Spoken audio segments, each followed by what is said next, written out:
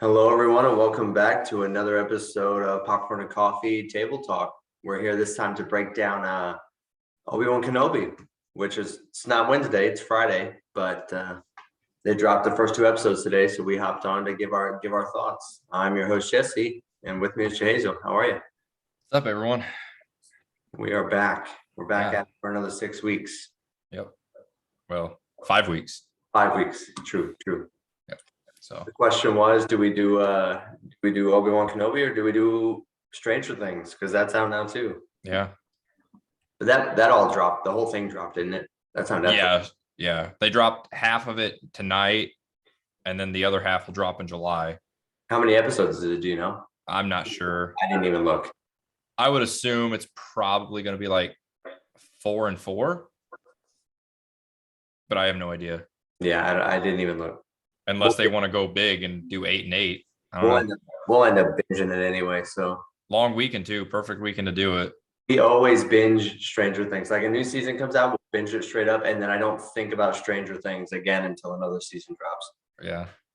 I think that show could benefit from doing like a weekly drop as well. Oh yeah, for sure. Because that one's got enough behind it to Mhm. week for week. Yeah. Unlike a certain Disney Plus series, Boba Fett, which didn't, unfortunately. No. Anyways, we're here today to talk about the Obi Wan Kenobi series, the long-awaited.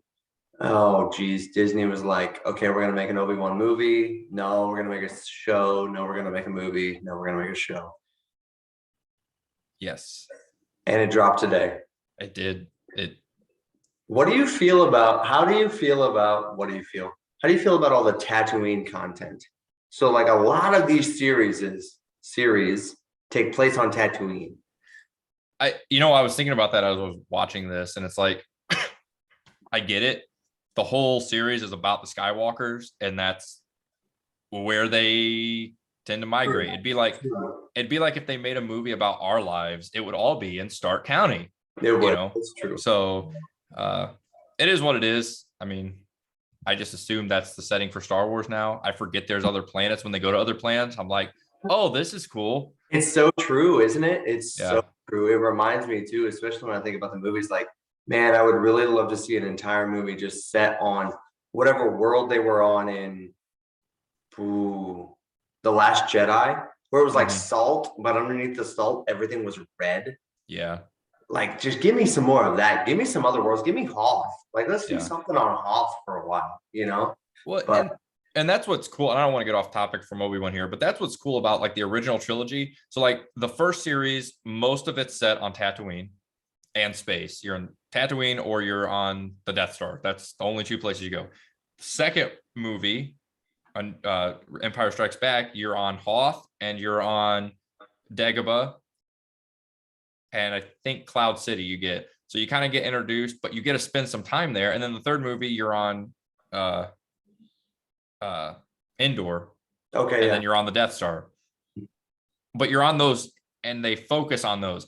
With the new trilogy, with the prequel trilogy that came out, they introduced some different planets, but they didn't spend a lot of time on those planets. You got like clips, like Obi-Wan went to Geonosis, and then he went to where they made the clones. Was that and stuff? And so you just didn't get any time to really see the planets. Like episode 3, you got like a few, maybe 10-15 minutes on Kashyyyk. That would have been a great planet to explore, But they make it, and that's what sucks. We're really getting off topic right now from the Obi-Wan series, but it all connects, so it's okay. Like, they just turned every planet into a thing, unfortunately. Instead of making it a well-rounded planet with its own ecosystem and its own everything outside of probably crap, I just lost it. The Wookiees. Kashyyyk. Outside of Kashyyyk, all the other ones like Mustafar. Mustafar is just a lava planet. There's nothing going on there. Instead of giving it, okay, it's a world, people live there. There's got to be some sort of ecosystem. Flesh it out a little bit. Okay, well, this is just an ice planet. This is just a lava planet. This is just, okay, well, it's just a set piece and it's not an actual world at that point, Yeah, right. Unfortunately. It'd be kind of like, it's kind of like if you go to Antarctica you don't really get to see a lot of Antarctica except where the explorer or the research station is. Like that's kind of what Hoth is. That's kind of what Yeah. all these planets are. They have their research station where people live, and then that's it. There's nothing else. They don't go outside of that city or town. Except Tatooine at this point. Right. Yeah. Tatooine's, yeah, got everything. We'll get into it though. We'll get into Yes. it. So without trying to blend them together too much, the first episode we see a little bit, the first episode opens up with the end of Revenge of the Sith, Order 66. You see Jedi getting mowed down. What do you think of that opening scene? Oh, I thought it was great. Like, you mean the scene that started with the trainer and she's like doing the chai with the younglings? Yeah. No, I thought that was great. And I was expecting in that episode to see one of those kids as like that escape. Well, I think those kids did escape. Okay. I mean, obviously, I think we will start seeing them throughout the series as Jedi and stuff, and they'll start coming in. And actually, I think in the first episode, that one Jedi that was on Tatooine in the bar, I think that might have been one of them. I don't know, but I'm just assuming. Yeah. So, I thought this all takes place 10 years after that. Oh, I know. But I thought that was a great opening sequence and setting up what we were getting into. I thought it did a really good job. Did you watch the opening crawl? The recap? Yes, I did. That recap was so cool. Fantastic. So great. I even when I watched episode 2, I skipped it. I only needed to watch it the one time. I'm not going to watch that every single time. But it was really well done. Yeah. Yep. And then it goes, like you said, it flash forwards 10 years later, and we see then Obi Wan Kenobi just being a dude, living his life. What are your thoughts on the first episode as a whole? I thought it was great. I thought it was a great. I thought they did great at introducing Obi-Wan back into it, kind of showing us where his life is now. I feel like still looks incredible. Oh, I know. It's just like, how do you look the same? Yeah. Like you have a couple more wrinkles, but you're the same person. Yeah. Like his age, so 10 years from episode 3, he aged almost perfectly to where he should be. Like he looks like he's 10 years older. And like it's what's so cool. And I think out of all the characters they could have picked to do a series on, he's one of the best. I think I could care less. Even before the Boba Fett series came out, I didn't care about that show. This show was like, okay, I want to know what Obi-Wan was doing in between episodes 3 and episodes 4. Yeah. How did he get to where he was at the start of A New Hope? You know what I mean? And that's really, really cool. And I feel like it flowed so perfect. Storytelling wise, I feel like it flowed so perfectly to me. Like, okay, yeah, he got a job and he went by a different name and he's just trying to live now. You know? Yeah. What do you think about the Inquisitors and that whole element? I like that. I don't know. I know this all takes place off of one of the cartoon series. I'm not sure which one. So, and I didn't watch any of them, so I have no background with these people. So my excitement for seeing them, I'm just like, oh, okay, cool. This is a character that's hunting Jedi. That's what I get. I'm sure fans of the cartoon series and stuff, animated series, probably have a little more background and get more excited. But probably. I thought he was cool looking. They all are really good. I mean, the cast as a whole, just to comment on a couple of them, the cast as a whole is incredible. You got Ewan McGregor in there. Joel Edgerton coming back as Uncle Owen. I like that. Sung Kang as the 5th brother from Fast and the Furious series.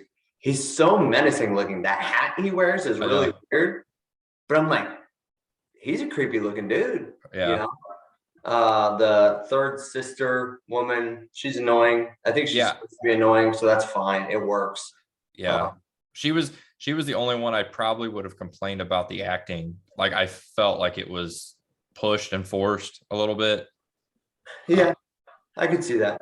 But and then you get Vivian Blair as a young Leia Organa. Yeah. What do you think about that whole side plot involving Leia?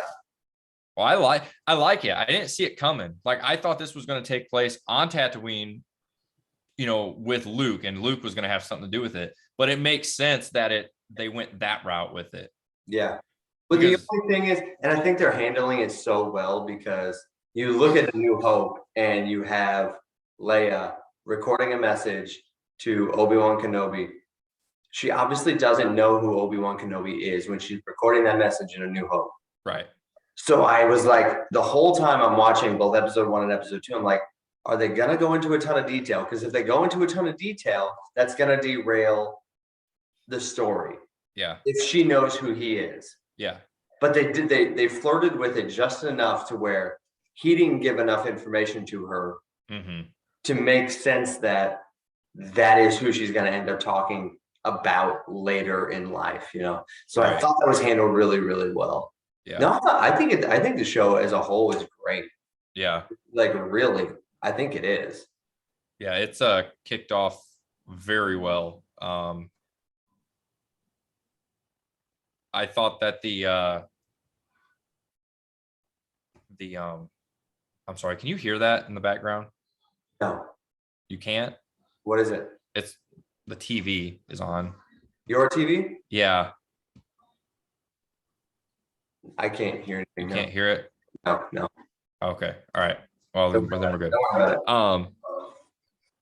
No, I like the actress that they got to play Leia, and the way they got her acting like adult Leia, like she's already like from A New Hope. She's kind of like, definitely. We're gonna do things my way. This is, stuff. So, and even Obi-Wan makes references to that, like little nods and stuff to her being like kind of bossy and.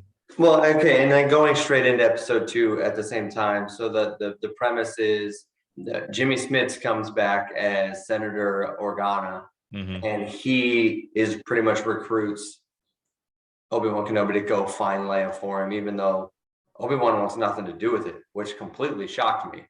Yeah. I understand why, and I get what his point is. And I really like that they put him in a place emotionally where he's still struggling with Anakin dying. Yeah. I really, really like that beat. And that he's struggling with, okay, well, I did this once and I failed kind of thing. And now he's just making sure that Luke grows up. And then you have him and Owen at odds, and Owen's like, I want nothing to do with you. You killed Anakin. Why do you think I want you involved in Luke's life? Joel Edgerton's phenomenal. I hope we get to see more of him. I hope that's not all that we see. Yeah. So he goes off world. Thankfully, we don't stay on Tatooine. He goes off world to another city. Yeah. And they don't really say where it's at, No, well, they say the name, but I can't remember. But yeah. So the Inquisitors hired a group of people to kidnap Leia so they were hoping to get Obi-Wan to then come after her, which their plan worked. And now Obi-Wan went after her and they're on the run. I just can't help but think, though, this show would be so short if this Jedi Master would just use his Jedi powers. I know. There was the one scene where he goes out in the desert to dig up his lightsaber that he buried. Yeah. And Vera was sitting next to me and she's like, couldn't he just like force it up to him? And I'm like, yeah, technically he could if he wanted to, but it kind of defeats the emotional beat of the scene if he does. Yeah. But there's so many scenes where I'm like, yeah, he could have just. Yeah. It's just funny to me. Well, and the Jedi that are in hiding, they can't use their powers because if they use them, then somebody's going to say something. So that's why he hasn't used his powers in 10 years. It's a really cool beat that they put in the show to be like, okay, well, if I do something, word's going to spread, and then this. And I think that's a really cool way to kind of dampen his abilities to make, again, because the show would be non-existent if in every scene he was just using his force powers. Right. And another thing that's interesting, or that I liked about it, is so with the Mandalorian, we see that all takes place after the rebellion against the Empire wins, and now the galaxy, they're kind of patrolling the galaxy. They're the strong arm. And this right here, you're seeing this is right after the Empire is taken over, and so they're the ones that are like they control everything. There's stormtroopers walking around, and like they are in control. Like even that scene in I think it was the second episode. I've blurred them together now at this point, but when the Organas go to the meeting, and Senator Organa wants to talk about the problems going on, and the guy that he's talking to is like, "I'm not here to talk politics. I just want to eat your food." And it's just like, golly, you're talking about slavery, you're talking about imprisonment. It's just like the world is going to crap. And galaxy chaos is everywhere, and the galaxy, and all these people are just like, whatever, we're the rich ones, we don't care. You know what I mean? Right. Yeah. There's two things in this that I've noticed in all the series so far, and I'm just like, I don't know why this is becoming a thing. I'm not a fan of this thing, but we're seeing it all the time. And one is like dream sequences where your character is like turmoil while they dream, and it's just like, I understand he killed his best friend and that sucks, and I get that, but I don't necessarily think we need the dream sequence. You could have just put that in a line. It keeps me up at night, whatever, instead we get and it's just like I'm backing away from the camera, but it's just a face shot and him tossing and turning. It's just like, okay, we just don't need it. Like, that, and what is the prevalence of so much spice? Why is spice a thing now? I don't know. It was never a thing. The most drug stuff we got in the original shows was death sticks. And now for some reason, there's just meth dealers with the spice everywhere. Yeah, I know.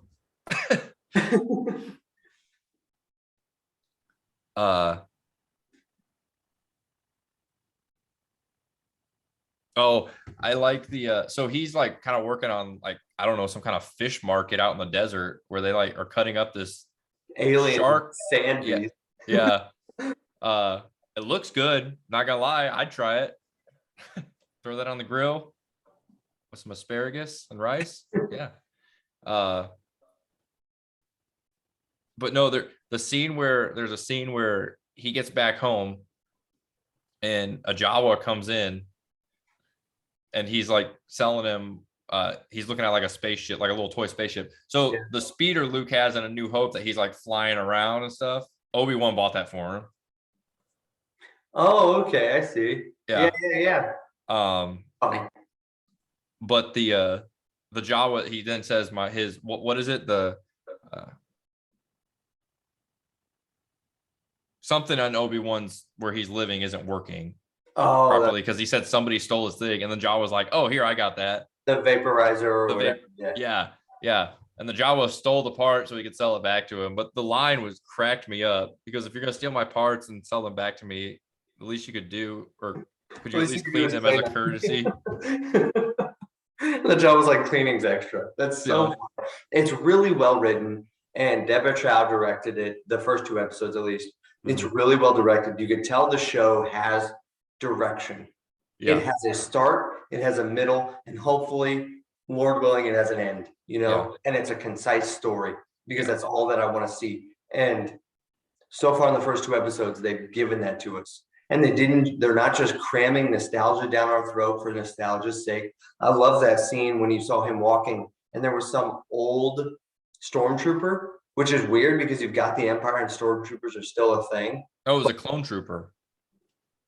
Okay, so they're starting to phase out the clone troopers for just kids. Yeah. It's that same character. I can't remember his name off the top of my head, but he's got that big old beard. He's just begging for money. I'm just like, it feels like such a lived-in world, so much more in depth than Boba Fett ever was. Yeah. And he's I love that scene because Obi-Wan, you could tell he was like looking at him like, I know, like I want to kill him.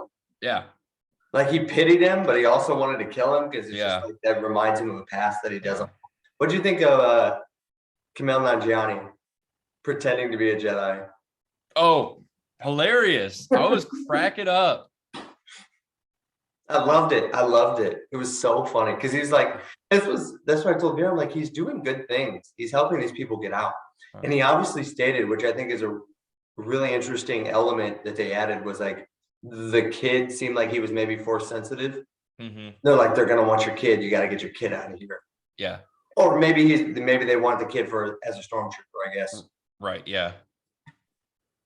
But yet he's not a Jedi, and he's just making up all these elaborate tricks to fool everyone. He's like, I'm in your mind. Right after he got off the phone with him, before he said anything, I told I told Mariah, I was like, he's not a Jedi. He's not a Jedi. Like, no. Even Obi Wan was like, are you kidding me? But yeah, no, he's funny. I hope we get more of him, which I think we will. I'm happy that we just didn't get too much nostalgia. Yeah, like, we're just cramming stuff down our throats in that regard. It was just like there was a few elements that were really, really tasteful. Like you said with Leia, and she's talking and being demanding, and he's just like, you remind me of your mother. And I'm like, oh my gosh, your mother's Padme. Like, yeah, it was so subtle and so simple. But it was enough. It was enough that it did what it needed to do. Yeah. Yeah, no, I love it. I'm enjoying it. 2 episodes in. I think we got something good here. The only thing I didn't get, and I was confused by, and hopefully it pays off later, was every time he went to work, he was stealing just a little bit of meat for his camel alien. And they spent so much time like showing us every time he stole a piece of meat. So it's either like they're showing us that he's willing to like compromise morally. It's either that, or I was waiting for it to pay off, like the guy was going to catch him and he was going to have to fight his way out of it. It just didn't go any, that never went anywhere. I hope it still does. But do you think we see him use his lightsaber in this series? Oh yeah, at some point he's going to. I don't know why you'd give it to him and him not. Well, yeah. I don't want him to be this like conscientious objector Jedi. He's obviously willing to shoot people. Yeah. But yeah. At some point he'll fight someone. Those lightsabers were cool. That main guy's lightsaber, when it was like twirling around that half that he had, that was really legit. Yeah. Like you said, I don't know anything about their past. That was the only thing that they probably could have done better, was share with us who they are, for everyone who hasn't watched the Clone Wars or whatever cartoon they were from. Yeah. How are they force sensitive? Are they Jedi who turned? Who are they? Well, no, they did say that some of them were Jedi that turned. Somebody said that. Oh, okay. I don't think the main guy was, because they said Anakin got some of the Jedi to turn. Oh, okay. So they are. Yeah. And she could like read people's minds and stuff. Yeah. It was cool. Yeah. What you think about the end when she tells him Anakin's still alive? I thought it was what I think about it. Yeah. I thought that was crazy. Like, see, I didn't like, because I didn't remember that or think about that. He didn't know Anakin wasn't alive. Last he saw him, he was burning. Yeah. So he left him and assumed he was dead. Yeah. Going to die. Yeah. And at what point between episode 3 and episode 4 does he realize, oh, Darth Vader's still alive? Yeah. And then you see Anakin in the bacta tank. Another thing that we're getting just a ton of. Like, yeah, I know. Anakin needs it though. At least there's a reason he's in it. He needs that thing. Yeah. Oh. No, so far I think it's incredible. Yeah. Way better than Boba Fett. Oh my goodness. I hope this is truly like. So what would you say is the best Marvel series Disney Plus has put out so far?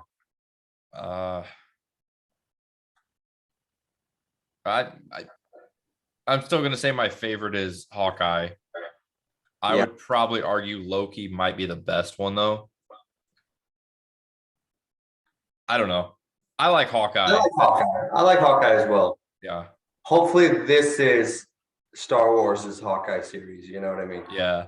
Because I would argue that Mandalorian is top notch though. That might. Mandalorian's good too. Let's just see where this goes, I guess. Yeah. It'll be interesting. I'm super excited for it though, for real. Yeah. So, anything else you want to say about it? No, that's all I got. Yeah, I don't have anything. I can't remember. So are the rest of the episodes now going to drop on Wednesday, or are they going to drop on Fridays? I think they drop on Wednesdays. Okay, so they just did their release. Yeah. Okay. Okay. Next episode is June 1st. That's a Wednesday. So yeah. Oh, there you go. There you go. So All right. go ahead, take us home and. All right. If you like what you hear, head over to YouTube. You can subscribe and comment. You can also check our bi-weekly podcast out, Popcorn and Coffee, on Apple Podcasts, Google Podcasts, and Spotify, wherever you listen to podcasts. So we will be back on Wednesday to talk about Obi Wan Kenobi some more. Yep. So, all right, everybody. Thanks for listening. Bye. Bye.